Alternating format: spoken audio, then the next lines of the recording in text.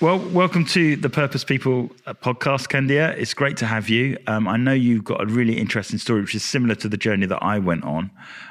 So I'm just going to ask you to tell your story today, because it really is about choosing purpose above everything else and leaving old lifestyles and old things behind to inherit something much, much brighter. So Kendia, welcome. Thank you so much. Thanks for having me. I'm excited to be here. So just tell us the story about, you left school, let's say, and you got into a career. So just tell us a little bit about that journey first. Well, how long have we got? We got time? Yeah, we got time. Yeah. Okay, cool. So do you want to know, first of all, what my business is, or let's go back from where I was to... Yeah, let's tell the story about how you started with, and then how you ended up being into... Cool. Why you do what you do. Sure. I mean, you are in recruitment. That's not quite right, quite anymore. Go for it, okay, that's fine. So I finished school and ended up obviously going to college. I wanted to be a teacher for about 10 years of my life. Okay. So I studied early years education in college and went to uni to study children as well. And halfway through my degree, I thought, I can't do teaching. I don't want to do teaching. And I was going to quit, but I stuck it through and I did quite well. I got a first, which was amazing. And then once I finished uni, I didn't have a backup plan, because being a teacher was my plan for a long time. Yeah. So I did a bit of temporary work, and then I fell into recruitment, which was my career for quite a long time. Yeah. I did recruitment for about 5 years, accounting and finance across Bristol and the Southwest. And that's where the journey essentially began for me as to where I am today. But did recruitment, and I did incredibly well for the first 4 years. And then when it got into the 5th year of recruitment, I went from being sky high to rock bottom. Mentally, I had about 10 months of just being in a really dark space. And I just got to a place where I was just chasing money. I was saving hard. I was working all the hours God sends and saving hard for a house, saving hard. So that was the goal. So you entered the workplace, you're doing recruitment, and you had this goal of, I'm going for a house. Going to do whatever it takes to get the house. Exactly that. And that was my main drive. I was doing things on my own for myself, and it was constantly working. And I love people, and I did incredibly well because I wasn't your stereotypical recruiter. I treated people with respect, and I love people. And it was a case for me, it wasn't about getting a CV out the door. It was, I'm helping that individual to get a job, and I will do what I can to help them.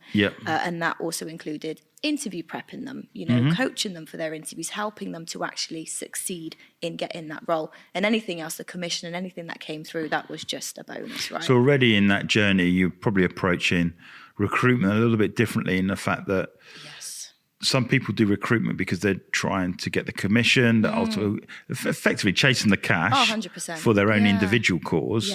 When in fact, maybe you started to think a little bit wider than that and thought, hang on a minute, the decisions that people make in recruitment actually set the tone for their life going forward. 100%. And I guess where sort of the interview side of things started for me. So in my 3rd month of being in recruitment, I was pretty much forced to go into a room and interview prep a candidate. And I'd never done that ever before, because I did some intense training. I'd just come out of uni about 10 months before. So it was all very, very new. And I had to interview prep this lady. She was a qualified accountant. She lived in Cardiff at the time. And I thought, how on earth am I going to interview prep her? How am I going to make sure that she gets this job? And my boss at the time, who is now one of my very good friends, said to me, Kendia, go in, prep her for her interview, and don't come out until you know she's going to get that job. Wow. Naturally. In the deep end. Yeah. Naturally, I was petrified. And I thought, oh, my goodness, how am I going to do this? But I did. I don't know how I did it, but I did. And then that was the foundation of where interview prep for me made all the difference for that individual. So just even that link now, you trained to be a teacher. Yeah. And then you were teaching other people how to do interview prep. Yeah, it's crazy. So it's amazing how sometimes what you do actually does filter through. So it's not wasted. Yeah, it exactly. Equips you for the route. Because I think some people 100%. Just see teaching as a linear thing. I study teaching and then I'm just going to teach in a school. When in fact, teaching as a discipline can help you in so many different ways. 100%. And that's where essentially in terms of interview prep, where it all kind of started. Yeah. So let's just fast forward now, fast forward 4 years, 5 years even. When I hit that dark space, it was a case of I constantly was chasing that money. And it got to a point where the targets, the stresses, the KPIs, all of it got the better of me. And I hit a dark space and I I didn't know what I was doing, Darrell. I had no idea. I just knew that I was in a routine, working, and that was it. So was the dark space that you were working, everything revolved around work and you had no time for anything else? Yeah, and I'd actually, according to my best friend and my closest, my nearest and dearest, I'd aged by about 15 years. And at the moment, now I'm 31. At the time when I left recruitment, I think I was about 29. Yeah. But my friend said I looked about 45. Oh, and, wow. Nothing wrong with being 45. Nothing wrong with that. However, No, I that's wasn't okay. 45. I wasn't 45. Yeah. So that's when your real ones tell you, right, Kens, what's going on? You look awful. I looked tired. I was crying every day, constantly just tired, constantly crying. I used to, I'm a gym goer, and going to the gym. I stopped training. I wasn't eating much. I just wasn't sleeping. It was just a cycle of just eating at the wrong times, not getting enough sleep, not looking after yourself on the inside and out. So I had no other choice, Darrell, and I'm a Christian, and I had to lean into my faith. I didn't know what else I was going to do. I thought, surely I can't keep living the way that I'm living, There's more to life than just earning money, chasing that money. For what, Yeah, right? yeah. Surely there must be purpose, in life. Yeah. So there was a night, and I surrendered. I was on my hands and knees crying one night, and I had no other choice. And I said, God, do what you need to do. I said, I don't know what I'm doing in life. Surely there's more to what I'm doing. He spoke real quick. And I remember it like it was yesterday. That voice in my heart said, quit your job, set up a career consultancy and specialize in interview preparation. And when I heard that voice, I thought, you're having a laugh. I ain't doing that. Because I knew I was saving for a house. I was this close to having my full house deposit. Yeah. And I said, no, I'm not doing it. And I just continued the struggle, for 2 months, and nothing, it was still a struggle. And but what I noticed was that I was being put in specific situations and experiences that led to the career consultancy, such as things like I randomly ran an interview prep session at a private boarding school in Bristol. Okay. Which I thought, okay, interesting. I then received a random DM, a testimonial on LinkedIn from somebody I prepped about 9 months prior in my previous role, and she thanked me in this testimonial. It was incredible. And she said how my coaching had changed her life, and she got offered 3 positions from my interview prep for all 3 roles. In my previous role, it changed her life. So there was little things that were happening that I thought, okay, Start listening. So Christmas Eve 2019, I resigned. I left recruitment, and I thought, right, okay, I'm going to take a couple of months out. I'm going to recharge my batteries. I'm going to write a business plan. I had no idea how to do a business plan, I thought, you told me how to quit. You better show me how to write a business plan. And that's what I did. And then 2.5 years later, here I am today. Running my career consultancy called Kendia Consulting, and I do interview coaching, I do CV revamping, support CVs and things, and I run workshops on both CVs and interviews, and and I guess now you feel more fulfilled. Oh, 100%. I know that it is a purpose-driven business. I live a purpose-driven life. Yeah.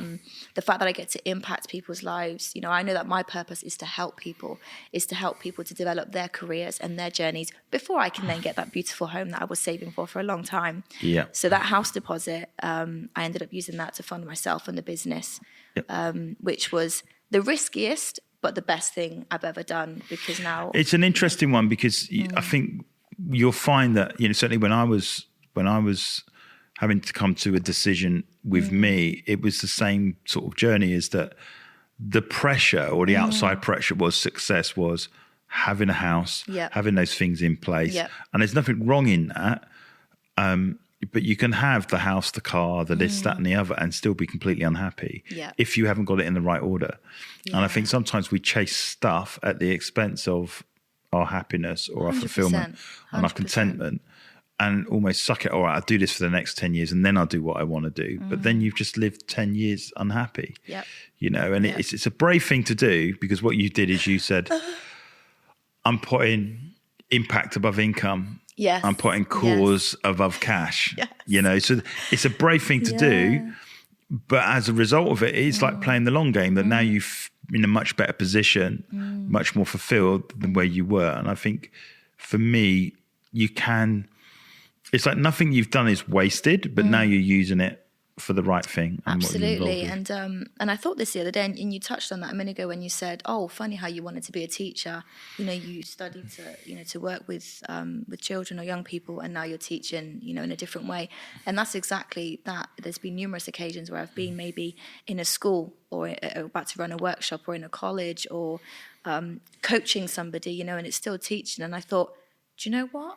This is what I was born to do, Being in recruitment, whilst it was the toughest time of my life, especially, in terms of that dark space, it was actually where I learned everything I need to do what I do today. And living a purposeful life and doing a job where you have joy and you're fulfilled, it's priceless, man. It's priceless. It is. And the thing I'd say to a lot of people that want to, say they discover purpose earlier on in life, I say to them, it's still worth learning. Yes. Rather than going straight into what you think is it. So like, doing a career in teaching or doing a career in, recruitment or whatever, learn something from other people first before 100%. Completely stepping in, because the life experience, working with older people with more knowledge and experience than you, can help prep you. I think sometimes people know what purpose is and then they go and try and do it on their own. And then they almost get discouraged and then they never pick it up again. When in fact, sometimes the best thing to do, let's say you're a musician. Yeah. Then it might be good that you work in a studio for a while, for example, and then you're doing some side hustling by playing your instrument in a band, and rather than, right, we're going to go for it, some people are fortunate where they just pick up the guitar and they go and they get spotted and everyone likes them. But the career of music is not just about playing instruments. You could be a sound engineer, you could be an agent, you could be a record label. So I think there's that as well, is when people find out what purpose is, they jump to the conclusion of what it could be, when in fact you're working in teaching in a sense. Kind of, yeah. That's where you've ended up, but you're doing it differently. Yeah. And I think, we were talking to Ollie of Humans, and Ollie had the same sort of story, was that he was a teacher. So he trained to be a teacher and ended up being a teacher, but then just didn't like the system. Yeah. Now he mentors and coaches the entrepreneurs doing great things in the entrepreneurial space. And again, he's using his teaching gift, his teaching ability, but he's using it differently rather than standing at the front of a classroom. So I think sometimes you can know what your purpose is, but the role and the outworking is definitely 100%. Different. And I think for me, one example that I can give where I truly know in my heart that I'm making a difference is one of my biggest clients to date was the City of Bristol College, running workshops across all 4 of their campuses on CVs and interviews. And there's been numerous occasions where I've been in a workshop and at the end I've had young people, particularly young men, who have stayed behind because they want to have a quick chat. And there was 2 situations where I remember perfectly, and I'll never forget, is, one of the young lads in one of the classes, he stayed behind after and he said, "Oh, Kendia, can I take 5 minutes of your time?" And I said, "Of course." And he said, "I don't know what I'm doing. I don't want to be doing this course, this industry for the rest of my life." He said, "I'm just here because I need to be learning. I need to be doing something. But actually, I don't know what to do." I said, "Okay, cool." I said to him, "Have you got 5 minutes? Should we go through your CV? Should we have a look and see, what you've got right now?" And he said, "Absolutely." So I took 5 minutes, Darrell, and I said, "Okay, cool. What are your hobbies? What are your interests?" And this young chap said, "I like music and I like going gym." Okay, great. So let's have a think of different areas, different industries, different things that we can do that will link in with what you're interested in, because ultimately it falls down to, what do you enjoy? Yeah. Right? Not what's going to make you money or whatever. Yeah. We think that's going to be what's going to get us where we need to be, but actually it's from within, right? Yeah. So, I spent some time with this chap, and it was only like 5-10 minutes, and it was essentially as though I was a careers advisor for him. We finished off, and I helped him out, and he had a clear direction. And we finished off, and he said, "Kendia, thank you so much. Nobody has ever given me 5 minutes like you have." He goes, "I've spoken to so many people in the college or whatever, and nobody's helped me the way that you have." For me, that was just me helping because I know I'm born to help people, but for him, that's probably the beginning of where it's all going to start. It's an interesting one, because I was invited to be part of a college forum where they're putting a course together. Okay. The intake and what would the people need joining the college? What do you think is important? And I think they adopted it, so it's not Dob in the Moon. I'm not going to give their name away, but one of the questions was, at what point are you going to ask them about purpose? Do you ask them at the end of year 4 or do you ask them in the first year? And so my thing was, ask them earlier on, is this the right course for me? Because I remember being at college where people would started and then they would drop off for 2 or 3 months. Now that's a problem for the college because that's a place gone and that's income gone, and almost like the people that left, you almost felt collectively, oh well, they dropped out, and it was looked as a negative thing. But I'd rather someone drop off after 4 months to go and do what they're supposed to do. So we had a girl who was an amazing singer. Wow. And she was there for 4 months and she basically got a record deal while she was on the course. So she quit.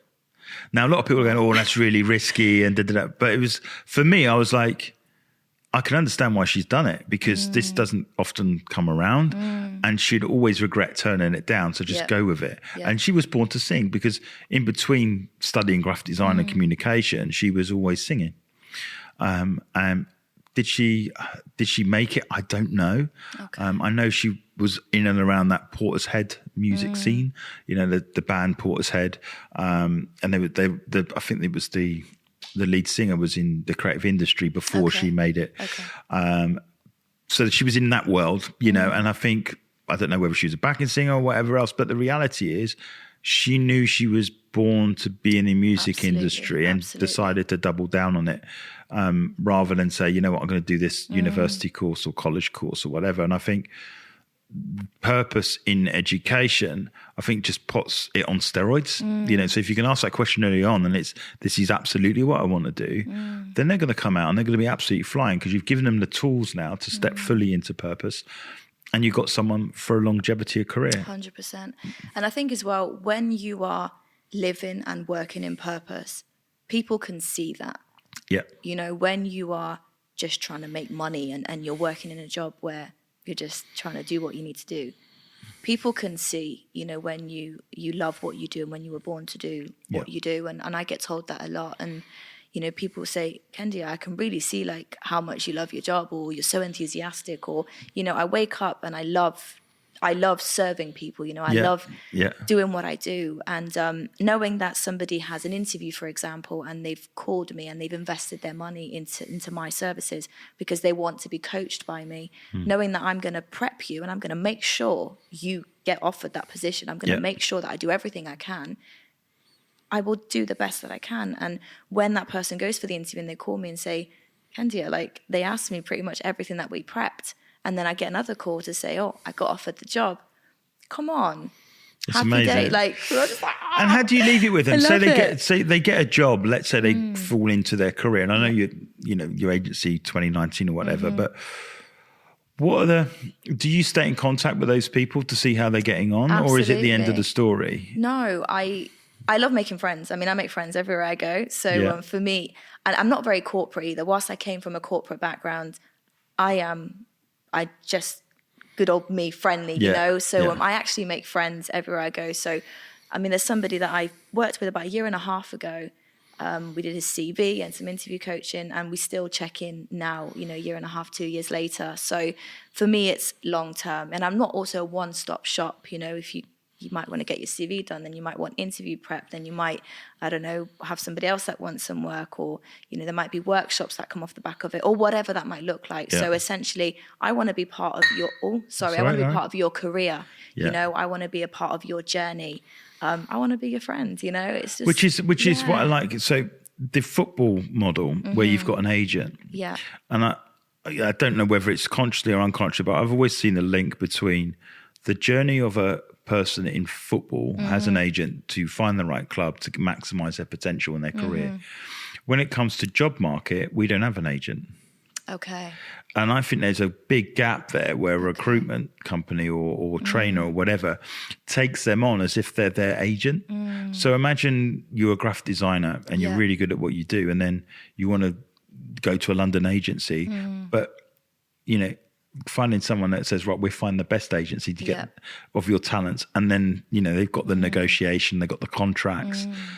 That's an interesting take, I think, in that world. But it's almost like you've got that mentor, that person that really cares about where that person heads, rather than, goes back to what we talked about, rather than the commission. Absolutely. And I think if more people did that, I think all of a sudden recruitment might lose its stigma. Yeah. Because people are, they're all about the money. Not every recruitment agency is. They're not.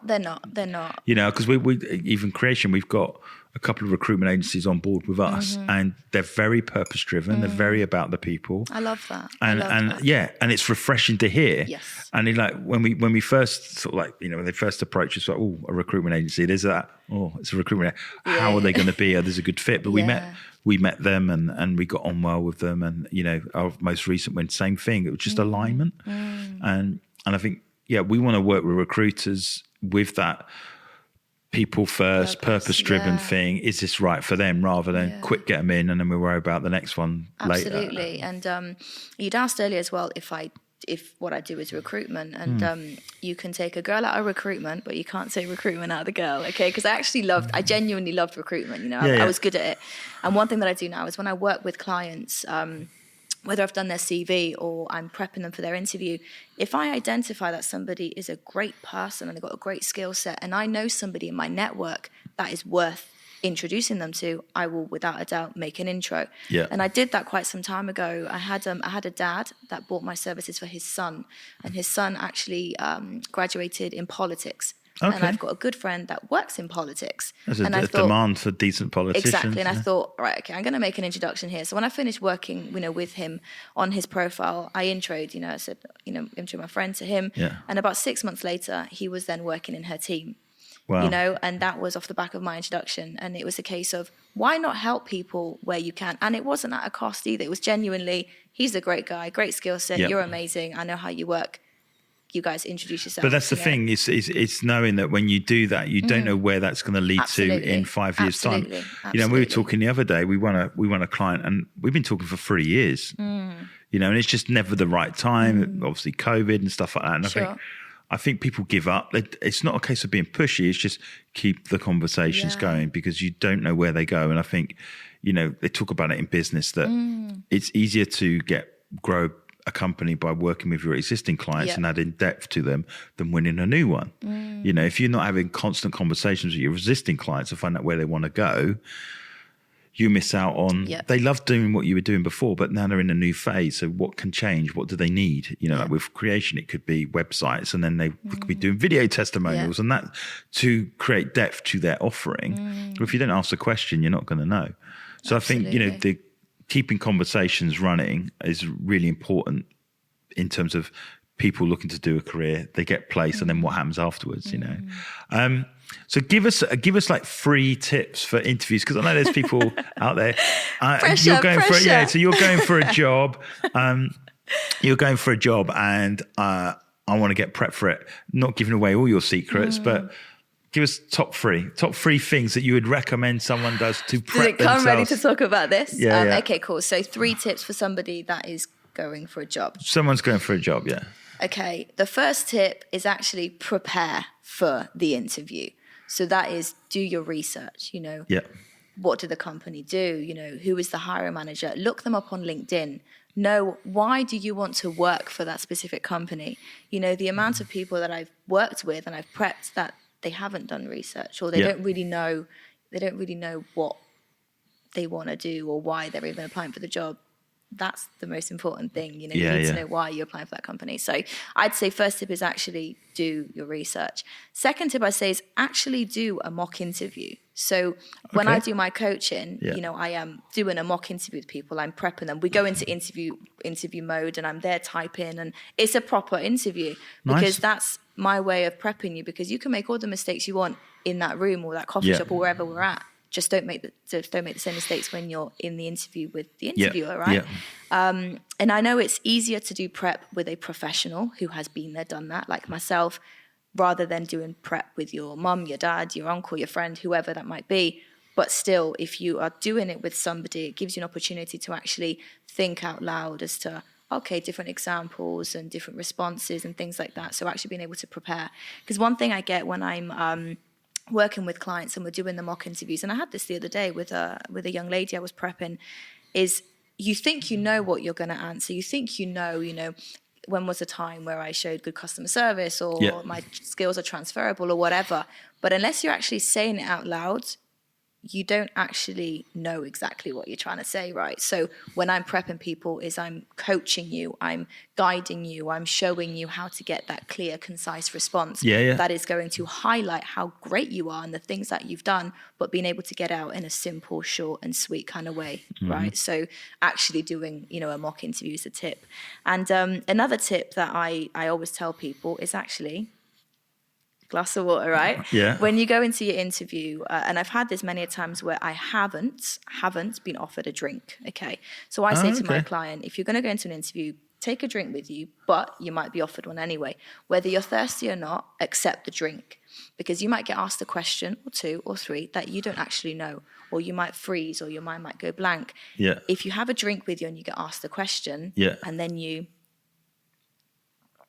think about your answer, have a think, like and that. then it gives you 30 seconds to kind of just think real quick on your feet as to a good response, as opposed to sitting there and stressing and worrying. Well, the other trick was where people repeat the question, and I think people have wised up to that. Exactly. And they're repeating the question, but in their head they're trying to formulate the answer. But I like the water trick. So just take a drink, all right? Take a drink.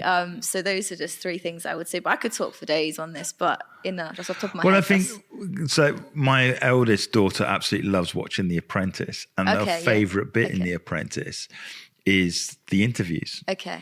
Because there's a guy called Claude. Do you know who Claude is? I don't. I did used to watch The Apprentice religiously. I haven't watched it for a while. Right. Now, So there's Claude. Claude is like tough, right? Okay. So he's like, oh my gosh, I think most people here would be terrified of him. Wow. Okay. But he calls people out in the interview. So if they're not prepped, or their business plan sucks, or the numbers aren't there, and then he just goes, well, this is just a glorified brochure. He'll just tell them. Wow. And so I think those sorts of people going on those types of shows need to come to you first. Why don't they give me a call? They should give you a call first before they go, so they're prepped for those things. Because I've seen people on the show do exceptionally well in the actual, the TV show part, the fun bit, and then it comes to the interviews and they fall apart. It's normally the top 5 go to the interviews, and at the end of that, they decide who's going to be the final 2.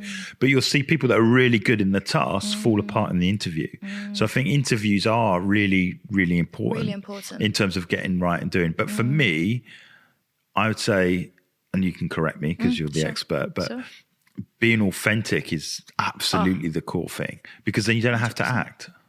So is that what you spend time with people on? It's exhausting trying to act. It's exhausting trying to be anything but yourself. And that's one thing I say to people. And it was even in my recruitment days, I used to say, be yourself. Yeah. Back in recruitment, 90% of my clients recruited based on personality and team fit. Yes, you may tick all those boxes. Yes, you may have the qualifications or the experience or look great on paper. But what are you like as a person? Yeah. Do you gel with the rest of the team? Or, are you going to be able to manage the team? Or, what are you like? And I remember I had a meeting once back in my recruitment days with a finance director.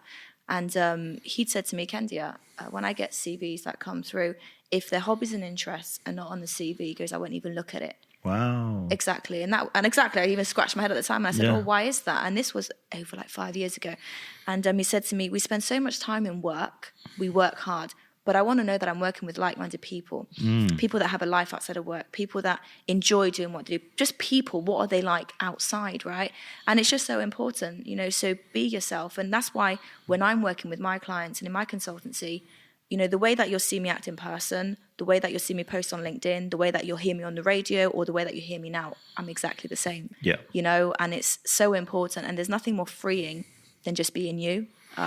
Is that when we talk about that, is that kind of where you think you might have ended up in that dark place where you were trying to perform and act as somebody in something else? That's a good question. I think it was a mixture of things. I don't know if it was I was trying to be somebody I wasn't, but I knew for a fact, actually, in my recruitment days, I wasn't leaning into my faith the way that I am now. Right, yeah.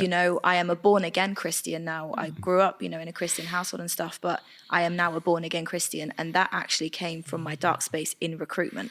So it wasn't until I hit rock bottom that I then leaned into my faith. So if it wasn't for going through that, I wouldn't be where I am today. I know that for a fact. So it's just be yourself, man. It gets you a long way. And I think that's quite key as well, because I think where you're at as well in terms of your faith, Whereas being authentic was sometimes, certainly for me, it was like I hid that as much as I possibly could. I kind of went to church, went into work and business, and that was like the hidden secret. Yeah. You know, I didn't want anyone to know. And when I was at college, no one knew that, you know, Yeah. I was at school, right? So this is my journey. So I was at school, and my mum was an Avon lady. Okay. And she used to go to church many years ago and just didn't go. And the Avon lady invited her to church. And so the Avon lady became one of my mum's best friends, and so on and so forth. She started going to church. And my dad and my two other brothers, we just didn't go and, you know, just chilled out, and none was off to church. And then my dad had a pretty crazy experience. And decided that we all go to church. Come on, love that. So yeah, his story's crazy, and I think we could share it here. But he was reading a book. I think reading the book, and in the book it says, "Don't read any further forward until you give your heart to God." Wow. And he was like, because he was trying to find out about this God stuff. Why is my mum at the church all the time? And he then took the book and went in to speak to my mum about it. And it was late at night, and my mum was asleep, and she just, leave me alone, I'm tired. So he put the book down, and the story goes that he turned around and said, "Okay, God, if you're real, you need to show me that you're with me from tomorrow." Wow. He went to bed. His alarm clock goes off a minute past 12. Come on. Right? Yeah. He unplugs it all, and the alarm's still going. He can't switch it off. Come on. So then he wakes up in the morning. He's like, "All right, guys, we're all going to church." You know? Wow. And it was like, wow. So wow. From then on, I don't know whether it's the day after or whatever, but the long and short of it is we all ended up going to church. Come on, love that. Now, my issue is that there was such a radical transformation in their life and everything else that they used to go out, walking the streets, telling people about God. Now, as a cool 12-year-old, that's not cool. You know, it was tough. And, you know, the pressures of people asking me questions, I felt like I was defending the entire Christian faith on behalf of my parents. I got to college and I ain't going through that again. So I just said nothing about it. And obviously then my lifestyle began to look more like not the Christian faith, so to speak. And so therefore I had locked it away. And I got to the same point as you at 27, where it was like, there's got to be more to life than this. And my thing was, the girl I was in the car with asked me the same question. And that girl became my wife, which is Claire, but there has got to be more. So what would I say? Professionally, I was right up here, kind of similar, but deep down, I was meaningless.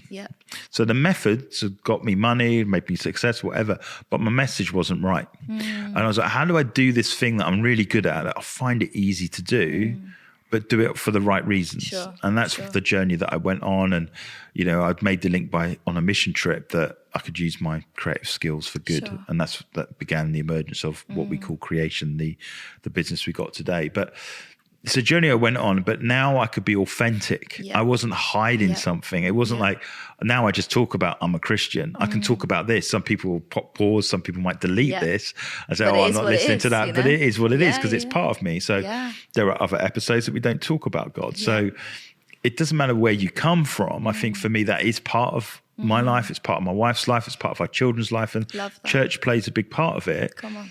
Do I wear Jesus t-shirts and play the guitar with sandals and all that? So, no. I just think that it's a case of my faith is part of what I do, and it's my faith that gets me through what I do. Like you're an entrepreneur, but it's almost like our secret weapon is faith in God that keeps us going through the tough times. 100%. And you know what? One thing that I absolutely love about being authentic and having identity is, once I left corporate and I set up my own consultancy, I am unapologetically myself, like you said. And I often, when I'm posting on LinkedIn, if there's something I want to thank God for, you know, I do. You know, it might be a new contract, it might be impacting someone's life, whatever that might be. And since going into business, trust me when I say I've never met so many Christian professionals in my whole life. And I've had Christian professionals DM me on LinkedIn and say, Kendia, I love what you're doing, and I love how much you love God and that you're following your purpose and that you're doing your assignment, you know. And best believe I pray for every single client that I work with. I'll pray for them before I meet them. I'll pray for them before their interview. I'll thank God after they've got the offer. And I will often say, not often, every time actually, when I'm prepping somebody, is I'll say, just to let you know, I'm going to be praying for you. Would you like me to pray for you behind the scenes, or would you like us to pray right now? Oh, wow, cool. I kid you not, I do that genuinely. Yeah. And most of the time, people are like, oh, wow, like, okay, yes, please pray for me. Yeah. I've had some Christians that have said, yes, please, absolutely. I've had some that haven't been Christians. I mean, I know I had one client in particular, she said, oh, wow, she wasn't a believer or anything. And she said, oh, wow, no one's ever said that to me before. Yes, please, can you pray for me? Pray for me on the phone. So I prayed for her, but she wasn't a believer. But best believe she ended up getting the job. And I even had a client that was referred to me by another Christian. And she said, I need my CV doing. I've heard great things about you. And I've heard that you pray over people's CVs. So can you do that for me as well? Wow. So it's amazing when people actually reach out to you because they know what you're doing is purposeful. Yeah. And also I have a nickname of being the fairy job mother. Okay. And that was after one of my clients named me a fairy job mother. Yeah. So now people know to call the fairy job mother because apparently she prays over CVs and stuff. Oh, wow, okay. So it's, I don't But hide it's good when but the thing for me is if you can be you, which is what they're saying, I think that's half the battle. I think a lot of people are wearing a lot of masks, and I certainly did for a long time, up until about 27. I was wearing loads of different masks. And it was almost like when I was dating Claire, where this girl literally went straight to the core because she wasn't authentic in her life that she was living. And she almost demanded that of herself and whoever she was with. And it just caught me by surprise, but she was 100% right. Yeah. And for me, that whole journey was, I then, in a sense, sort of made the decision that actually I'm going to be authentic. I'm going to pursue this thing and felt more at peace generally, And I think you talk about to the heart, that God speaks to your heart, which is essentially like your conscience, which we're all used to if you do something wrong or whatever. And I remember the agency that I was going to sign papers with, I had the thing of leave. It was so clear. It was like, oh my gosh, in my heart, it was like, leave. And so I had to sit in this boardroom and leave. And I think it goes back to this thing, follow what's in your heart, and for me, it's that voice, that thing that's in your heart that you just know when you're doing the right thing. I mean, some people put it down to they're in the room and they get a gut feeling. Whether you believe in God or you're not, that is part of the conversation. 100%. And I think for me, when you tap into that and follow it, things start to work out because 100%. It was meant to be. And I've seen things that have happened in my business in the last 2.5 years. That is only God. You just think it's impossible that I could be doing this, or I'd be in touch with this person, or do that. It just doesn't make sense, So it's only by God and His incredible work that things just happen. And and I very much walk by faith, not by sight, and the way that God speaks to me is through dreams, and His voice just comes loud and clear. And I've had people before say to me, how does God speak to you? Because you talk about, you hear from God, how does He actually speak to you? And of course, He speaks to us all in different ways, but and God knows how I can understand Him, and that is through my visions, my dreams, and just kind of chucking a loud voice at me, and then I'm like, okay, cool, and I have peace with that. And there's been times in business where, as every entrepreneur, you go through ups and downs. You go through times where you're questioning, am I doing the right thing? Should I be doing this? And you often think, the money I was on in corporate, you think, I was on a great salary, great commission, great benefits, and then you think, when you're starting up a business as well, it's not easy, and you think, but actually when you were born to do what you do, and God always reminds me, when I have those moments of doubt and those moments of even entertaining a little thought of entertaining of what would it be like if I went back to corporate, then God chucks something in, or somebody to remind me that, no, you're doing what you're meant to be doing. So the encouragement. The encouragement. So, outside of then the whole recruiting and stuff, what are your interests and hobbies? Now we're talking about CVs. Love that. So I'm busy doing everything all the time. A big part of my life is church. So I co-lead a couple of ministries in church, which I do what we call Coffee Morning, which is part of Street Church, and that is feeding the vulnerable within our community. So that might be homeless people, it might be people going through battling addiction of drugs or alcohol. It might be ex-offenders that have come out of prison and they're in hostels or they're homeless or whatever. They come through and we have hot drinks and hot food and have a chat. And of course, we're there to share the good news and speak, share the gospel if the conversation, if it's all right, and things like that. So I do that on Friday mornings, as well as leading another ministry at church once a month, which is for anybody new that's in our church, that's come through, whether it's their first time, second time, third time, whatever. We host a lunch for them once a month, where it's a good opportunity to kind of mix and mingle with people, find out more about church and whatnot. I also attend church on a couple of other occasions in the week. I socialize a lot. I go to the gym a lot. I paint. I love painting. Paint, okay. Yeah, I love painting. I love reading. But I must say, I'm so busy all the time. I don't always get to paint and read as much as I want to. But that's something for me to put in place this year. It's just to try and take a bit more downtime to do. Can you recommend any books? Any books that you read recently that stand out? Do you know what? I must say, in terms of reading a book, you're putting me on the spot now. I haven't read a book in a little while. That's all right. I've got one that I haven't even I've written a book. If you haven't, I can give you one. No, do you know what? I've got so many books, and there's one on motivation, and I can't remember for the life of me what it's called, so you put me on the spot. Okay. But yeah, in terms of reading, it's last year I had a goal that I wanted to read one book a month. Okay. And I managed to maintain that for a while, and then that kind of fell off where I just got so busy doing other things. So I think reading is really important, and I just don't do enough of it, man. So it's a discipline, isn't it? It's probably easier to scroll on a phone than pick up a book. Yeah. And then you start zooming in on your book, and you realise you've been scrolling too much. Yeah. I for people that haven't read a book, and it's probably relevant to what we're talking about, is Phil Knight. It's called Shoe Dog. And it's the founder of Nike. Okay. So I really recommend that as a book. It's a biography told by year, how we built, the trainer empire that we, may or may not like. Okay. But interestingly enough, he was very purpose driven. He had a lot of ups, a lot of downs. He didn't start making money until 10 years into his career. Wow.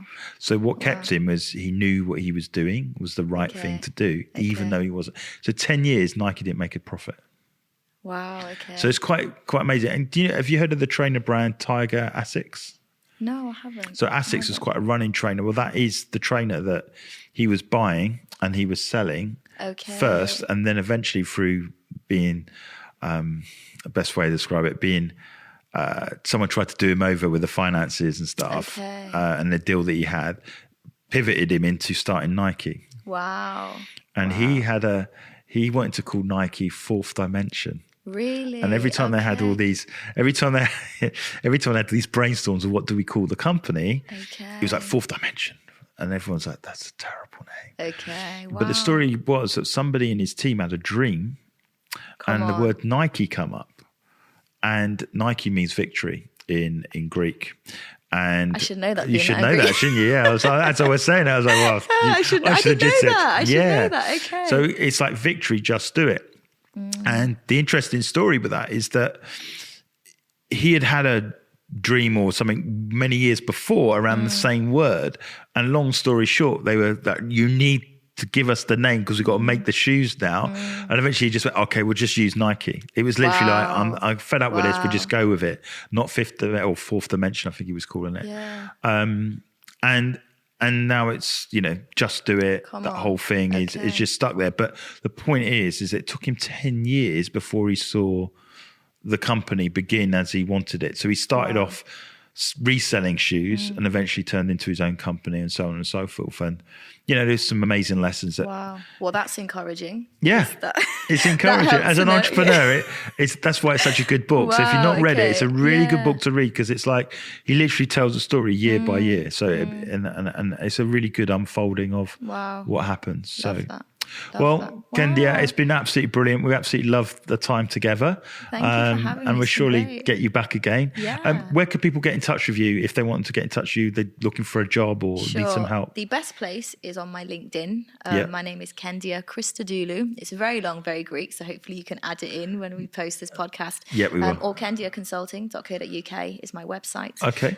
So feel free to get in touch with me on there. And excellent. There'll be my contact details, like my number and my email and stuff on there. But LinkedIn I'm active on there every day. So best place to get hold of me. Thank you so much. Thank it's you been so a pleasure. Much for having me. Brilliant. Take care. Cheers. Bye. Hi everybody, my name is Darrell Irwin from the Purpose People podcast. We'd just like to encourage you that if you're following us on YouTube, please like and subscribe. It really helps us get our message out there. In terms of if you're listening to us on Apple, Spotify or Google, you can leave a review, which really helps us get the viewership up. One of the things that we can give you for free is to try the Purpose Questionnaire. This basically helps you score where you are in building a business around purpose and living life on purpose. Because ultimately what we want to do is help you make purpose a priority. And those people that make purpose a priority are always on our podcast to encourage you that you can go for your dreams and live a life that you really intend.